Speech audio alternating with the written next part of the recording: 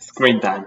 Due to screen time, many men nowadays spend much more time on their phone than actually interacting. You see, everyone interacted before us because they didn't really have another option. Our ancestors always interacted with each other, they always communicated, they talked with each other.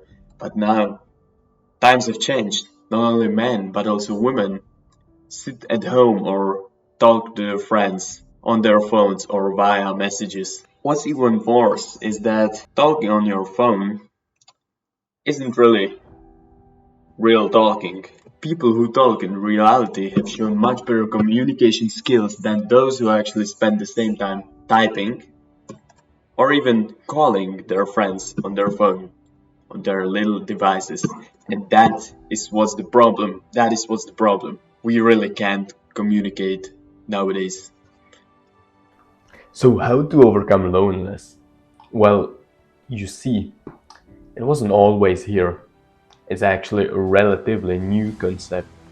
People 100 years ago or 200 years ago had their lives filled with different things, and there weren't other virtual backgrounds to keep them in quarantine from other people, to keep them distance away, to keep them lonely.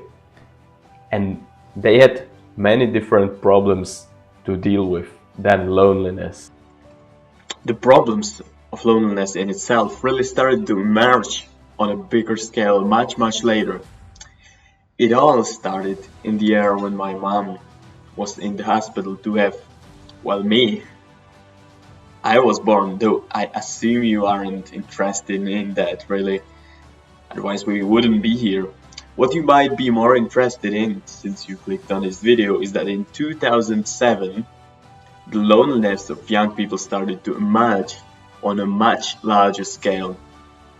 And also, the iPhone was released. A coincidence? I don't think so.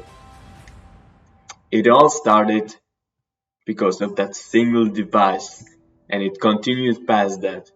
After the release of the first phone, the iPhone, loneliness in men and women both just surged upwards all the way to the moon. And the releases of additional platforms didn't really help this.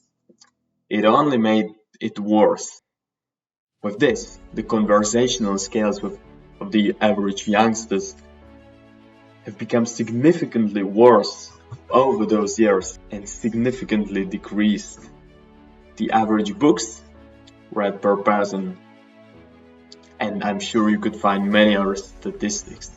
Now, in 2020, the COVID crisis flew through the world when we look at some more recent years, and to make matters worse, it meant a closed down, a quarantine in many countries. What this led to is an acceleration of the loneliness epidemic in general.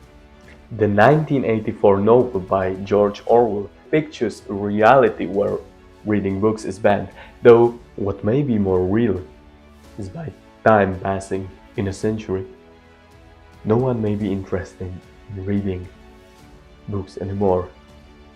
So if a future dictator emerges or someone like that, he may not even need to ban them, and that is terrible, of course. But if we are not careful, due to the technological progress, we might end up without the needed information, and as a bonus, lonely. And life is about fixing problems, so how do we do this? That's exactly what I'll cover today. How to fix loneliness and how to stop the internet from eating us alive. Now, I don't want to point fingers anymore, there's enough of those already, really. But there really is not enough of those who give out a helping hand. Yet those who act like they want to help you online often just hate technology and hate on others, and you want to avoid those people if you can. Avoid those if you can, avoid their videos and avoid their hatred. We need to offer more help than to offer a path of hate, of hating on others. We need to offer more knowledge that will actually help people instead of knowledge that can just monetize on some platform. No, the truth hurts. Yes. But the truth is, we should always look into ourselves first. Really think if there is something wrong inside of me, inside of you first, instead of judging, pointing fingers. Look into yourself before you look into others and onto others. Look inside yourself before you start to judge. Think about it. Look inside yourself instead of judging. It will greatly benefit you in life and everywhere. You'll have more friends. Just try it out once, please. Look, it is always and it always will be the easier path to hate others in history than to blame yourself. It still is. And those who hate often end up badly though. Okay, as Master Yoda said, fear leads to anger, anger leads to hate, and hate leads to suffering. If we really focus on becoming better instead of hating on others, even though it may be harder to do that, we will become better in gaining friends and in communication overall, and in many other skills, by the way. Now, as you might have noticed, in Yoda's sentence, hate is only the third of the causations, the one that's almost at the end. We can stop hate from happening in its roots.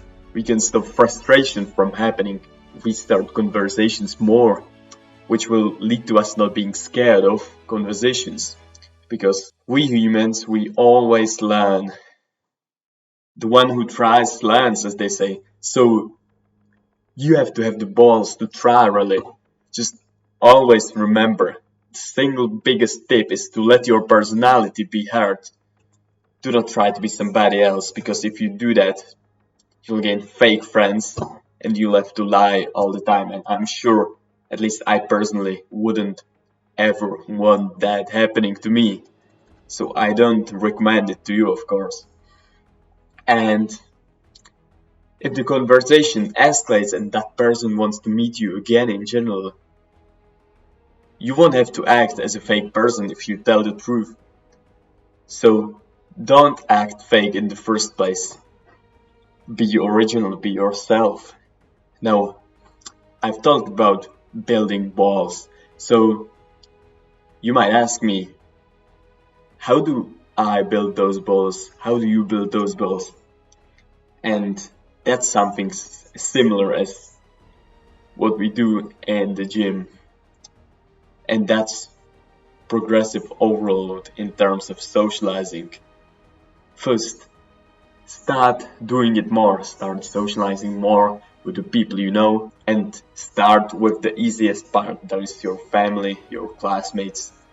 That's the easiest. Talk to those more in general. Tell them something extra every day. Talk to them more and more for like a week. When you stop being scared of talking to those, it's time to move on to the second part. And that is socializing more with people who are paid to be nice. Now, think in your brain, who is paid to be nice? Who really is paid to be nice? Those are cashiers, at a shop, employees, that could be grocery stores, electronic stores, any stores, and also it could be waiters, it could be anyone like that, really. Talk to them for a week as the second step, because they will be nice to you in general. Nobody wants to anger this customer, really.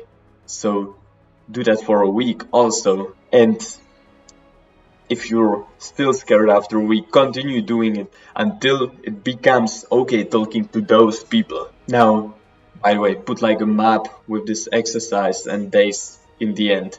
Now you might get more ideas on how to put this to farther levels. So we can continue with talking to random people on the street. And then we can also continue talking to random opposite gender on the street. So if you're a man, you can talk to women. If you're a woman, you can talk to men in general. Now, this is the exercise that may help you the most. Well, since you get better, like we already said. You often just need to try more, or to just start and try in general.